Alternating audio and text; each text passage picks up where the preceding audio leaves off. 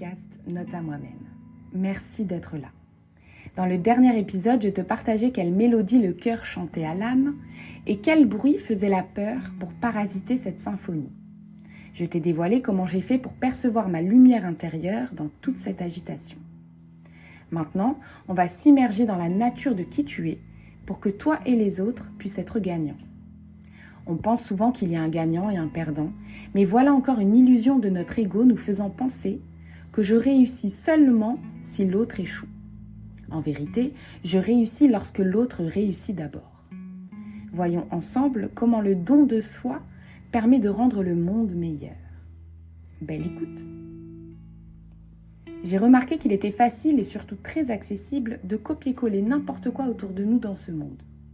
Le copier-coller est une manipulation humaine ou informatique qui consiste à dupliquer et déplacer des données depuis une source vers une destination. Larry Tesler est l'inventeur du copier-coller informatique en 1968. Grâce à lui, ce que l'on peut faire naturellement en tant qu'être humain est aussi possible dans le monde virtuel. Ce qui veut dire que nous avons le pouvoir dans les deux dimensions de notre vie. Nous pouvons choisir de copier-coller dans la matière ce que l'on veut et dans l'invisible aussi, et donc le rendre accessible de près comme de loin. Et pourtant, bien souvent on décide de copier quelqu'un ou quelque chose d'autre que nous-mêmes. Autrement dit, un parent, un ami, un idole, une pensée sociétale, etc. Si copier-coller permet de dupliquer et déplacer quelque chose, ça voudrait dire que j'ai les outils nécessaires pour dupliquer et déplacer ma vérité, ma conscience, ma créativité, mon originalité, mon amour et chaque chose qui provient de ma source et que je peux faire ça n'importe où dans le monde. Mais alors pourquoi l'homme décide de dupliquer la vérité extérieure au lieu de la trouver à l'intérieur de lui ? Comme tu le sais, on dispose tous d'un cœur, d'un esprit et d'une âme. Mon cœur est la source de ma sagesse. Mon esprit est le reflet de mon niveau de conscience. Et mon âme est l'expression de mon authenticité. Le corps, quant à lui, est le véhicule du cœur, de l'esprit et de l'âme. Rappelle-toi qu'on fait partie d'un tout, ce qui veut dire que nous sommes tous interconnectés et que nous avons tous une influence les uns sur les autres. À chaque fois que quelqu'un est, fait ou dit quelque chose, il impacte le monde entier. Nous devenons alors une équipe mondiale de co-créateurs disposant des mêmes outils, un cœur, un esprit et une âme. L'équité se trouve ici. Mais la chose que l'on oublie et qu'on ne nous apprend pas à faire, c'est de trouver sa place dans l'équipe. Il y a 3 acteurs différents dans le monde, mais un seul est dans la vérité. Le premier, il s'efface. Le deuxième, il se montre. Et le troisième, il reproduit la même chose que le deuxième. Mais alors pourquoi l'un ne fait rien, l'autre fait de son mieux, et le dernier se réfère à l'autre ? Tout simplement car le seul qui a accepté de mettre en lumière sa vérité est celui qui ose se montrer tel qu'il est. La lumière du deuxième a le même effet sur le premier et le troisième acteur. Les deux sont éblouis par la lumière du deuxième qui met en évidence un manque de conscience de soi, provoquant l'effacement d'une part et le vol d'autre part. L'un choisit de ne pas allumer sa lumière et le second décide de prendre la lumière de l'autre. Ces 2 âmes ont choisi de croire qu'elles ne sont pas assez pour briller, alors elles choisissent de se cacher chacune à leur manière dans l'ombre de qui elles sont. Mais alors comment devenir le créateur et trouver son authenticité ? Pour ça, je me suis intéressée au sens du mot don. Qu'est-ce que le don ? C'est l'action de céder de manière désintéressée quelque chose à autrui. Mon âme de poétesse te dirait que c'est la grâce de donner au monde ce que Dieu, la vie, l'univers t'a donné et ainsi d'alimenter la roue de la vie. En m'intéressant au don, je me suis automatiquement rapprochée de Dieu. Pourquoi ? Le plus beau don que l'homme ait reçu est celui de la vie. Le droit à la vie est inestimable. Et comme l'a dit le scientifique Darwin, je n'ai jamais nié l'existence de Dieu. Il est impossible de concevoir et de prouver que le splendide et infiniment merveilleux univers, de même que l'homme, soit le résultat du hasard Et cette impossibilité me semble la meilleure preuve de l'existence de Dieu. Je partage cette croyance que la magnificence du monde ait été créée par une source encore plus magnifique. Certains parlent de Dieu, d'autres disent l'univers, la source, la vie, le tout. Tout se rapporte à la même idée qu'une force supérieure nous ait donné le don de la vie. Je me suis donc rapprochée du premier donateur en étudiant la notion de don dans les livres sacrés. J'ai observé que dans le christianisme, on parle de la dîme. Dans le judaïsme, on parle de faire une mitzvah. Dans la religion musulmane, on parle de zakat. Le principe reste le même. C'est de donner une partie de ce que l'on possède aux autres pour remercier Dieu de ce qu'il apporte dans notre vie et participer au bien-être collectif. L'autre fois, je regardais une vidéo où un rabbin racontait qu'il avait rencontré une femme qui donnait 90% de ce qu'elle avait et gardait 10% pour elle. Pourquoi ? Car elle disait que si Dieu demandait à donner 10%, c'est certainement que c'était la meilleure partie de sa possession. Donc lorsque je m'occupe des autres, Dieu s'occupe de moi. C'est un cercle vertueux. Plus je donne, plus je reçois. Le don, c'est offrir l'intention derrière ce que je donne. Le don n'est pas que matériel. Le don est d'abord humain. Ce qui veut dire que si je partage avec le monde l'essence de mon cœur, mon authenticité, autrement dit la chose la plus précieuse et personnelle que je dispose, alors j'enrichirai autant le monde que moi-même. Mais pour ça, il faut que je me trouve, ou plutôt que je me retrouve, que je me reconnecte à mon moi supérieur, à mon authenticité, ce qui fait de moi, moi. Devenir le créateur dans toute son authenticité, c'est incarner sa divinité.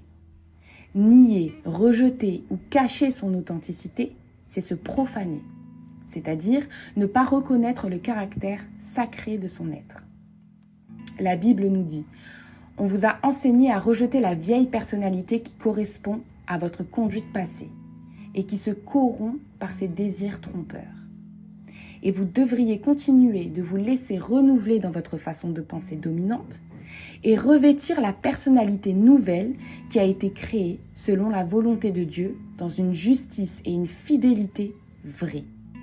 C'est pourquoi, maintenant que vous avez rejeté la tromperie, que chacun de vous dise la vérité à son prochain, parce que nous sommes des membres qui appartiennent les uns aux autres.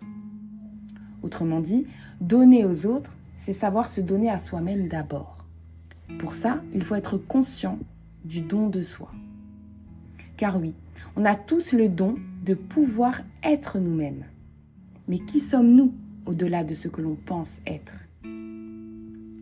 Lorsque j'étais petite, j'aspirais à devenir sage-femme, par exemple.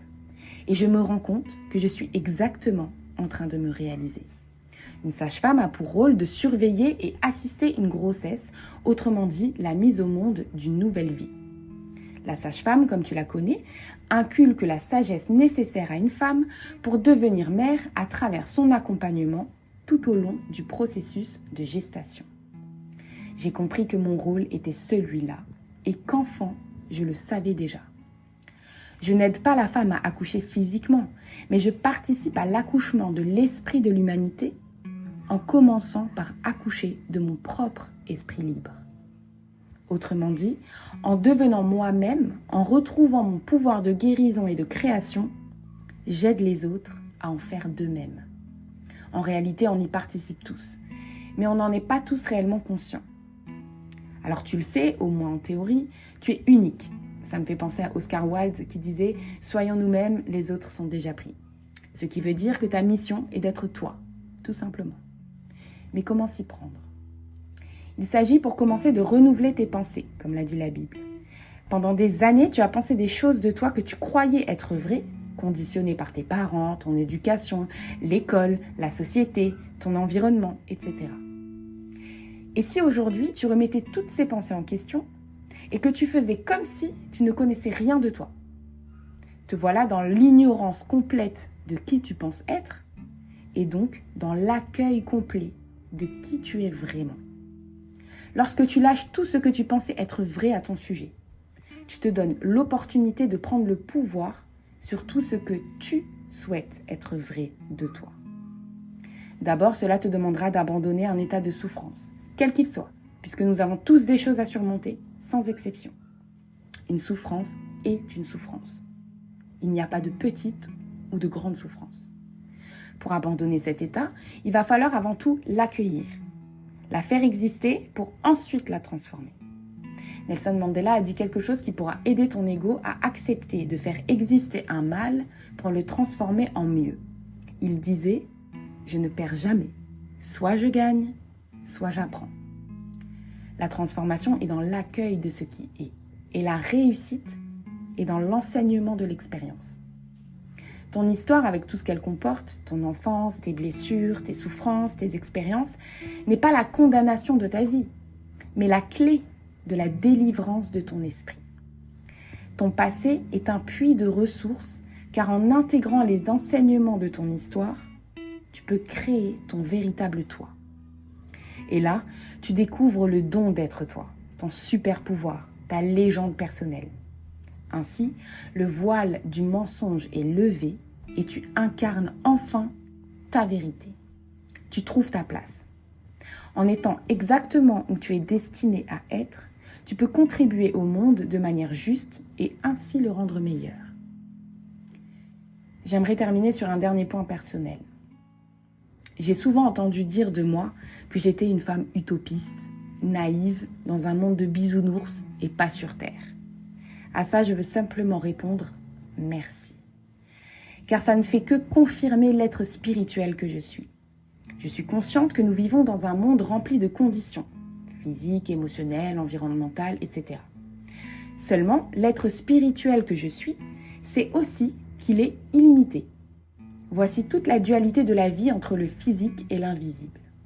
Nous sommes des êtres spirituels qui faisons l'expérience de la vie humaine, et pas l'inverse. On n'est pas ici pour trouver sa spiritualité et l'alimenter. On est ici pour se reconnecter à elle et la laisser reprendre le pouvoir dans notre vie. La spiritualité, c'est tout simplement la foi de ce qui est, mais que je ne vois pas. Se reconnecter à sa spiritualité, c'est croire véritablement que ce que mon cœur veut voir se produire dans ma vie est déjà là quelque part. La notion de temps dans l'univers n'existe pas, mais sur Terre, oui. Alors parfois, quelque chose nous appartient déjà, mais on ne l'expérimente pas encore. Cela n'efface pas son existence pour autant. Tout est une question de perception. Tu crées ta réalité, comme chacun d'entre nous qui vivons tous dans le monde qui est le nôtre, celui qui est créé par notre esprit. Être conscient de son pouvoir de créateur, de sa grandeur et de son potentiel illimité, soit ça inspire l'autre à en faire de même, soit ça provoque chez l'autre le rejet et c'est ok. Chacun dispose du rythme de sa vie pour s'éveiller et chacun a son propre chemin, c'est ok. La vie ne nous demande pas de convaincre les autres, mais de se convaincre soi-même. Et j'ai choisi d'alimenter mes convictions avec ce qui permet au mieux d'élever mon âme. Note à moi-même, si je découvre le don d'être moi, je trouve ma place dans le monde et je deviens une source d'inspiration pour que les autres en fassent de même. Merci de m'avoir écouté. Que ton âme puisse s'éveiller au pouvoir des mots. Avec tout mon amour. À bientôt.